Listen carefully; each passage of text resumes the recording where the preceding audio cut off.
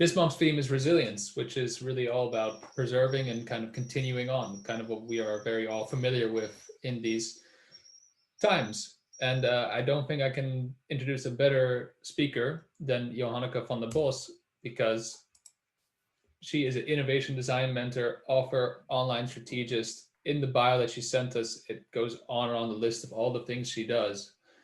But she is someone that I think will inspire you and find your inner creativeness to help you tackle those challenges that you go through. So I would say, Jojanneke, I give you the floor, but you had an interesting morning, so I will now enter full screen. Can someone give me a thumbs up if they see a presentation? I see a presentation and it's now full screen. So thank you, Lado. So yes, just tell me when I should switch the slides. I will. It's really old-fashioned and it's great. Going old school. Yeah, I indeed had an interesting morning because my neighbor decided to tear down a wall this morning at 7 a.m. and not to stop until this afternoon. So I fled to the local church and they were so nice to grant me a room here. So this is like resilience in practice, just adjusting to ever-changing circumstances and not like being all freaked out about it. Amused by it, but not freaked out about it. And thank you so much for having me. I think resilience is the skill that pretty much everyone had to grow in 2020 for obvious reasons, and perhaps still. Some businesses have died, some projects were murdered, some people lost neighbors or friends or family members, and some people were just really depressed or sad or challenged. And there were also people who were just going on like they were, but then at home safely. So what is the difference between people who were like majorly challenged and people who were just bearing their cross, so to speak? Next slide. Was that a subtle switch? Next slide. Yeah, thank you. So how is it that things like emerge through resilience? I think it's a shift of perspective that you need in order to use this for your own benefit for the rest of your life. So there is this definition of resilience being the skill of being able to change to ever-changing circumstances, but usually people say overcoming adversity. Next slide. At first, I want to share something personal. When I was 14 years old, I lost my parents.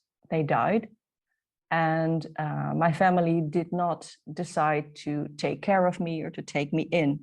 So that pretty much meant that me and my sister were left to our own devices, and we didn't have a safe network or safety net or people who were like supporting us in any way.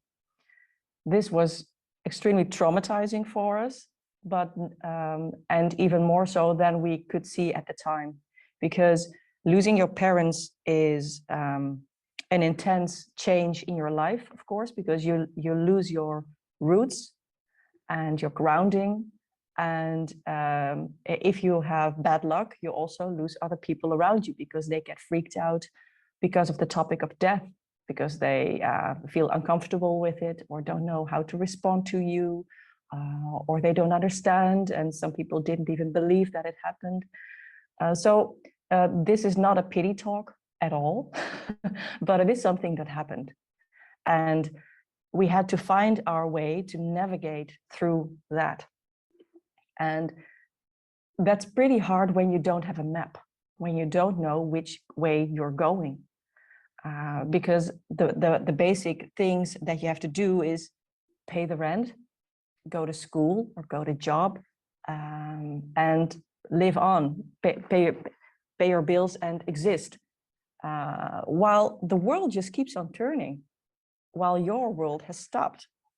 And it is so strange to find yourself in this vacuum of having to find the next station or the goal you're working towards or growing towards. And if you don't have a clear set of where you can go, it's almost impossible to get there unless you decide that there is no one goal or not one defined road that you should take. Because if nothing is certain, then you can for sure choose which way you want to go.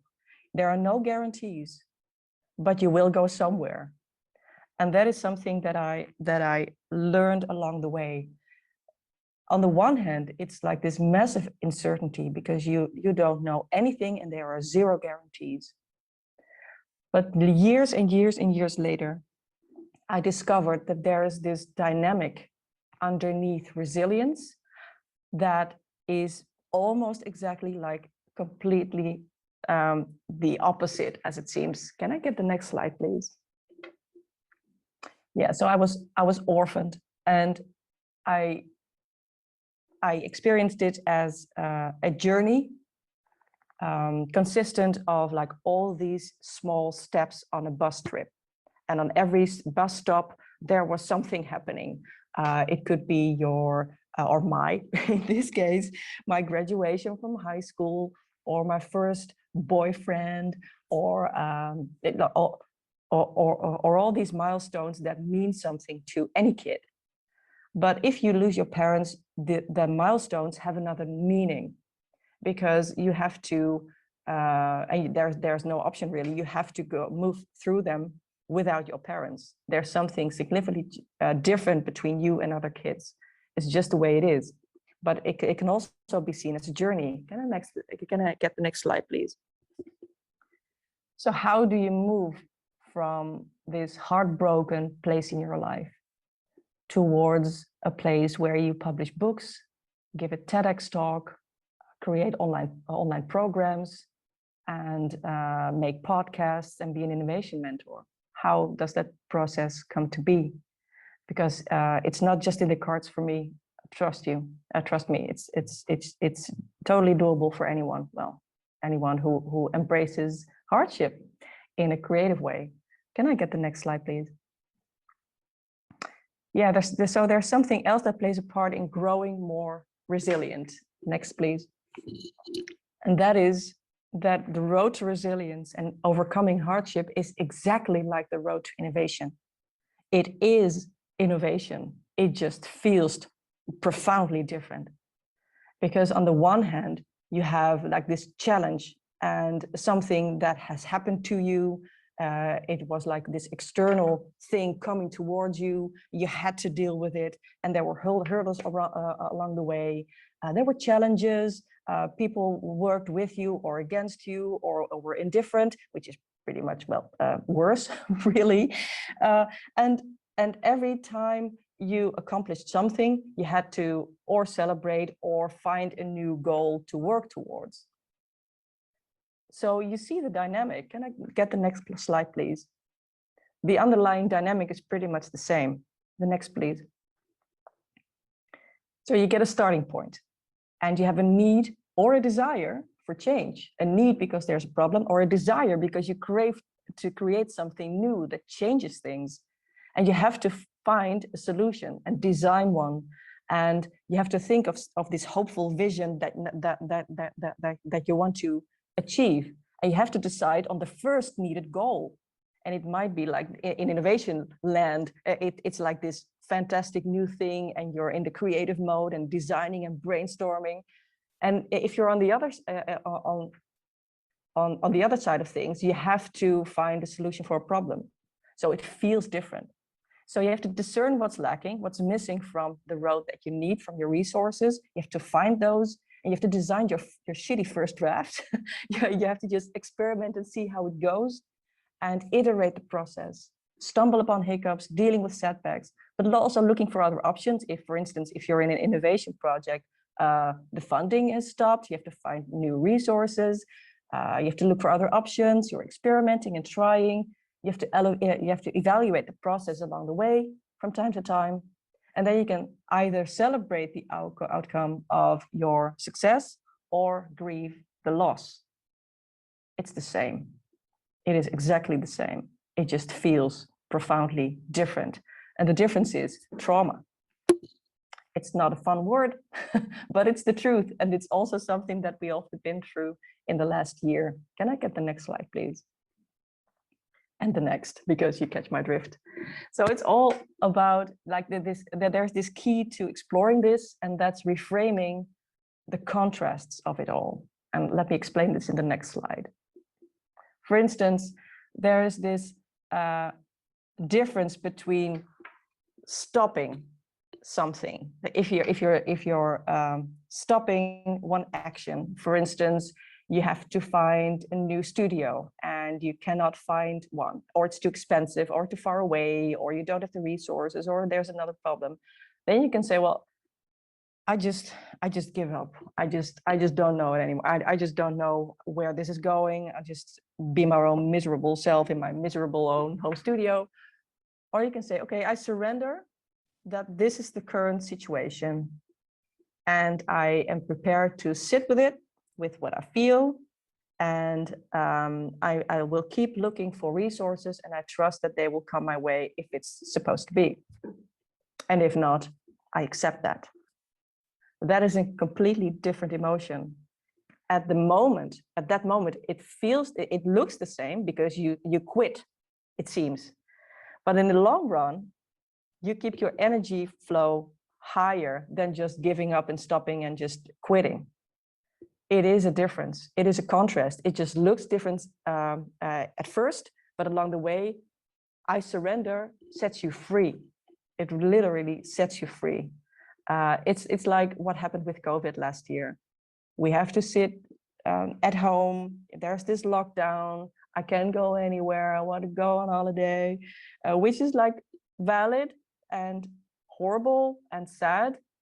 On that same note, if you say, okay, so this is a pandemic, so I surrender because I want to stay healthy, and I'm going to sit with all the discomfort that I'm feeling, and I will trust that things will change in the upcoming months. I don't know when, but it will.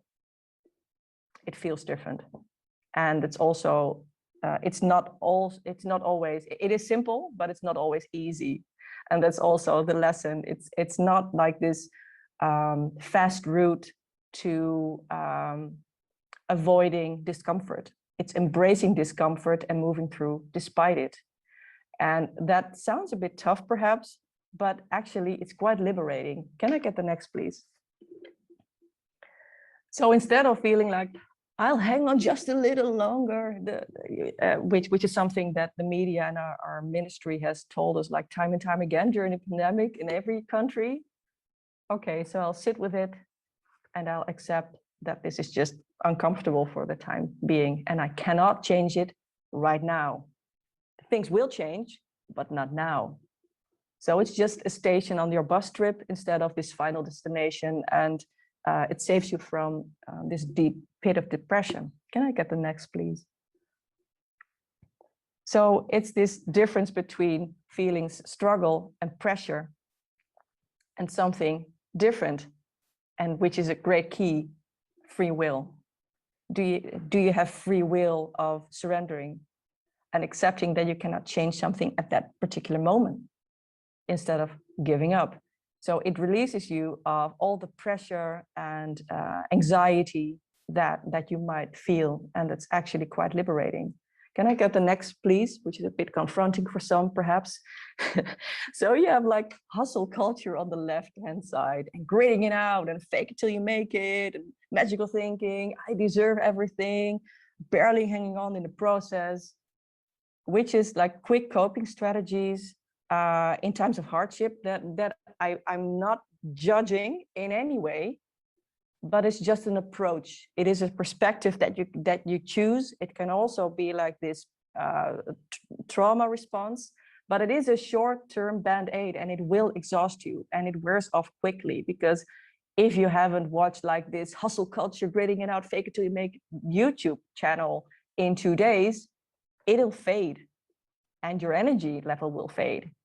On the other hand, if you acknowledge where you currently are now and feel the discomfort and not wallow in it, because that's something else, but just feel it and express it in a safety way without glossing it over or repressing anything, then you can find the gem beneath it, because you feel that you can take on this challenge and it doesn't feel like a challenge anymore.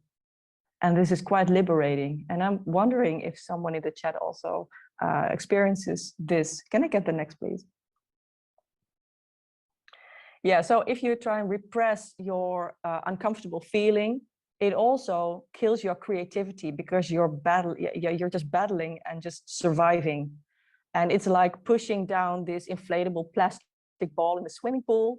Keep it down and good luck with that, because at one point it will just pop up. That is what happens. And all that energy you used while pushing down that plastic ball is not used for releasing creativity. And that's actually what you need to come up with great solutions, like many people have during the pandemic. Can I get the next, please? So instead of feeling or saying to someone, get over it, you're not the only one, we're all struggling here, you should be grateful. In my time, we weren't spoiled brats, like every millennial hears from time to time. But on the other hand, just reach out and say, how are you? How do you feel today? Or just, how can I help? And say back to yourself, how am I today? How am I doing? How do I feel today? How can I help myself? What do I need? Can I get the next one?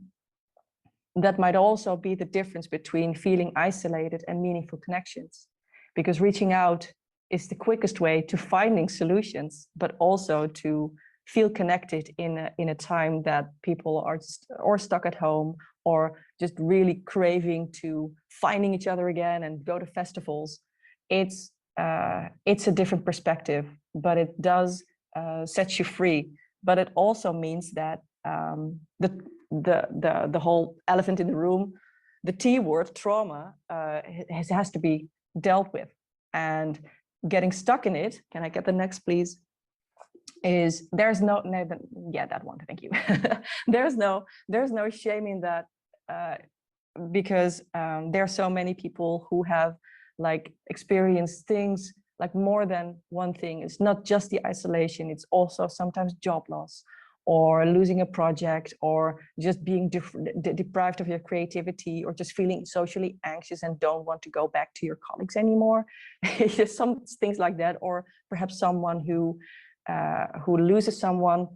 But on the other hand, like, accept that you have been feeling broken for a while or vulnerable actually sets you free. And you can also just choose to be a bit broken and getting beautifully mended, so that it builds your character, but not in a gritting it out way, but just being more yourself and how you want to create. And that also benefits your creativity. Can I get the next, please? So it also, if you dig a little deeper, changes you and the way that you act in creative challenges and in societal challenges. For instance, I'm an advocate for orphans' rights next to my, besides my innovation mentoring business and online communications. So I battle for rights for orphans here in the Netherlands who are getting evicted. There are like 300 to 600 children being evicted every year after their parents die, between like after 4 weeks to 6 months, and they're like completely traumatized at the moment because their parents have died and they lose their home. So it's really complex problem and it happens a lot. So we're working with the ministry now and all the housing corporations to find a solution to this issue.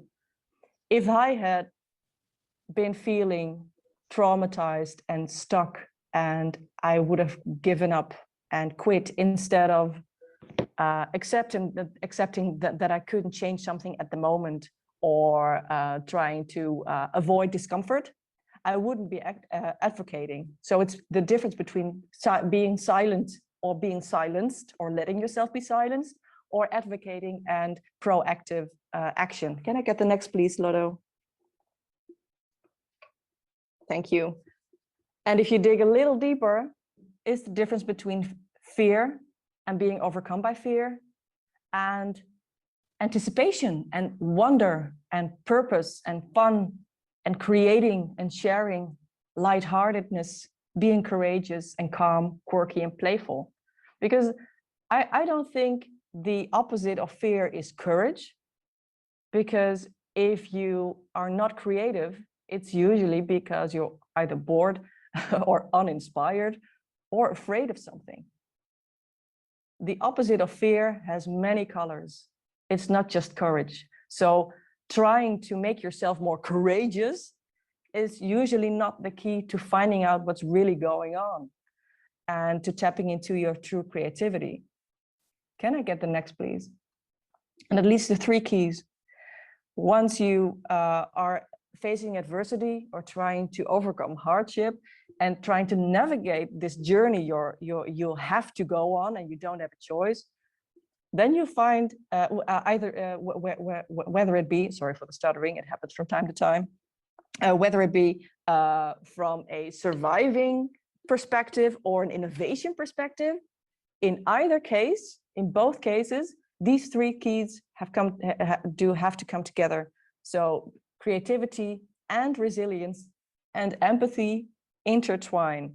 They just make this powerful, fantastic thread that totally, always, 100% helps you find the right solutions. And even if they don't succeed at the moment, you will find the next station. It never fails. If you don't have resilience, but you are creative and empathic, you won't grit it out. But if you are empathic and resilient, but you're not creative, then you're willing to hang on and you feel the feels, but you don't have the idea. So, and if you're creative and resilient, but you don't have empathy, you create fantastic things that nobody cares about because they're not created for someone. So these 3 things need to go together. Can I get the next, please? So when you perceive creativity like using your natural gift to explore solutions, and resilience as being brave and moving through fear and innovate in the slipstream, because that's like the bonus you get, and empathy in finding solutions by taking other viewpoints, feeling and acting accordingly. It's not feeling bad for someone. That's pity. Empathy is the action of putting yourself in other people's shoes and exploring their perspective and find out what they need and how you can accommodate that. So it's not pleasing or people pleasing, it's just trying to find out what other people need. And these 3 things makes you like creative, resilient by design. You can design this. Can I get the next, please? So let's dig a little deeper in resourcefulness. You have to look for solutions in unexpected places. It takes problem solving and curiosity and the willingness to design alternative scenarios of what you actually thought was happening. So if you find another scenario of the situation you're in, you will find new solutions. So if you're willing to put yourself outside of your own circle of your problem, then you can also figure out other scenarios that might happen. If you're traumatized and you've lost your parents and you're looking for a new place to live because your family doesn't want you, that's a problem. That's the challenge. But you can also find other solutions. Can I stay with these friends? Can I go to a shelter? Can I apply for a room? Where do I stay in the meantime? It's not fun, but it's possible. And it helped me survive. But it also triggered my creativity, and it made it possible to on the other side of the spectrum, create online courses in 2009 and be the first one in the country to create online courses about online strategy. Because I thought, well, everyone wants social media and online strategy, but I don't want to repeat myself every day. And I want to grant other people the luxury of putting Jojanneke on pause. So I created online courses. It's the same thing. It just feels differently. The next one, let's explore resilience a little bit deeper. Please. Yes. That also takes resourcefulness and but also the willingness to be uncomfortable and not to wallow in it, but to like John Cleese said about creativity. Once you create something and you're not entirely happy about the result, or you've designed something and you don't and you're not really sure if it works for everyone, then you have to put yourself in the uncomfortable situation of not knowing if it's good enough, and being in that uncomfortable space a little longer. And that actually makes it better usually. Even if you discover that it actually was the right solution and the right design, you also know that. So the willingness to be a little bit more uncomfortable sets you free. It also asks of you that you become more emotional literate. So how do you feel exactly?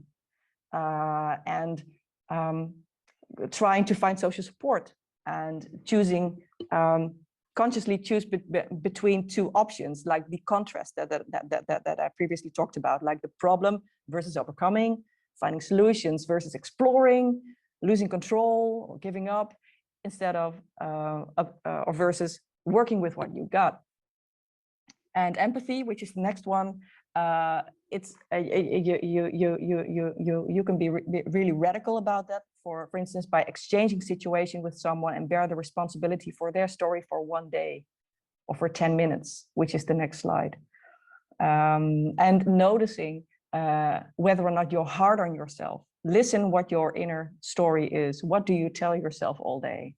I'm a loser. I will fail. I'm afraid to fail. This has to work because otherwise the business is bust. What are you saying to yourself? Are you being empathic towards yourself? Because that's actually worth exploring if you're also a designer working towards creating things that are helping other people, which also requires empathy. And inspired action, because you can feel empathic, but if you don't do anything about it, you won't make a difference and you won't save orphans. Next one, please.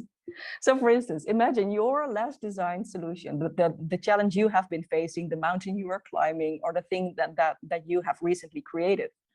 Was it creative in the sense that we explored in this session today? Did you use your natural resourcefulness, or were you doing your usual stick? Would you have created the same solution for the person you care most about if this would solve their problem? So in hindsight, would you have changed anything in your design? Was it resilient? Was it creative? And was it empathic? And did these things intertwine and change something? Next, please. So the combination of creativity, resilience, and radical empathy leads to meaningful innovation with impact. Surviving and overcoming hardship and navigating hardship and adversity is exactly the same as innovation. It just feels differently. And the difference, pretty much, well, it's not really the difference. It takes the willingness to be uncomfortable for a while, just a little while. And sometimes you don't know how long, and you have to need to accept that you have to do. You obviously don't have to do anything, but it helps you, because surrendering is setting yourself free. It's not giving up at all. And you can start by approaching your challenges as a design brief for innovation, which is the next slide. So if you perceive your own challenge as a design brief, okay, so how can we explore this uncomfortable feeling and situation from a viewpoint of innovation, and shift perspective, or perhaps even switch problems with one of your neighbors or one of your friends. Let's adopt each other's challenges and find how the other one would design a solution. That liberates you as well, because then it becomes a thing you can do instead of this thing that completely paralyzes you. So there's never an ideal time to grow more resilient. We had to do it, which is the next slide. And you can start where you are now, because it's the only place that you are. And the more you apply these resilient principles and these contrasts we talked about, the more it grows from within and becomes part of your identity and the part of how you perceive things. And it will serve you and help you and guide you in your creativity, but also in your life. And that's something that I'm massively grateful for. The price was a bit high to pay to learn this lesson, frankly, but I'm grateful that I did, because it helps me change other people's lives today. And because everyone is navigating adversity, and you can do this with all the creativity you have. And I'm so grateful to have learned that. And I hope that this inspires you to, which is the next thank you slide, to find solutions and and to embrace change, even if it feels uncomfortable, and to perceive innovation as being navigating challenges, and navigating challenges as being innovation. And I'm wondering about which questions you have. So thank you so much for having me and having the opportunity to share this with you. Let's give Jojanneke a round of applause. Wow. Yeah, I can't see the chat, so let me get out of full screen mode. Because I'm gonna just, while I switch screens or presentations, if you have any questions for Jojanneke, please throw them in the chat. And we'll I'll gladly just get to that. help you out. So please share. I saw a few pop up. So Q&A. So if you have a question, just raise your hand and then I will call on you. But let's get to basic questions. Maureen asks, will you be able to share the slides? So I think yes, what's handy, Jojanneke, is you share your contact details in the chat for Maureen, that she can then contact you directly. Definitely. Or we can send it out in a newsletter. You got it. But of course, we will have this session recorded and we'll put it on our website online as well. So you can always come back to the presentation via that. Yeah, and my Twitter handle is my first name, Jojanneke. And on Instagram, I'm the Jojanneke. And on jojanneke.me, you can find like everything. So let's So I'm not seeing too much creation. Oh, you can draw on Zoom now. That's interesting. Very interesting. But I do have a question for you, Jojanneke, because you liken the whole resilient process with the innovation process. And I work in the digital product design world, and where we're constantly dealing with MVP. So how would you define MVP for yourself? In terms of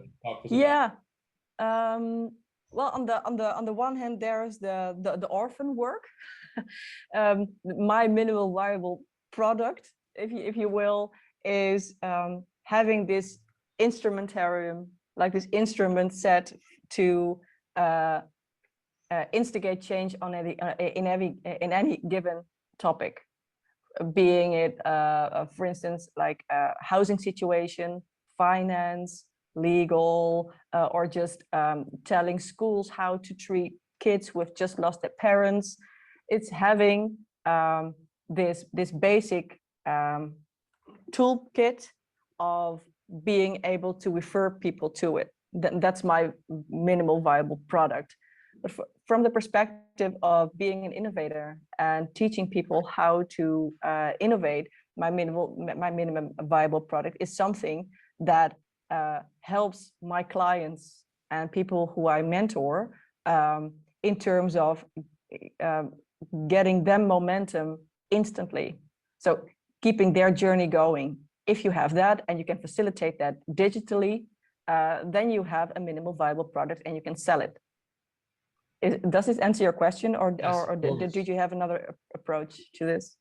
I was more maybe touched on it, maybe more curious on like how you talked about the difference between saying I give up and I surrender. Like how do you then determine what is my minimum viable me? So for you personally. Yeah, no, not for me personally, but for how someone should approach themselves personally, maybe in MVP manner. So saying like I don't want to fully surrender, but I don't want to say I give up. So how do I find balance? Well, then that's a really good and interesting question, because then you place yourself like with 1 foot in both ponds. I'm not giving up. I surrender. I'm not surrendering because I'm not entirely in the pond. You know, it's usually the fear that's stopping people from surrendering, because they perceive themselves as quitters if they do.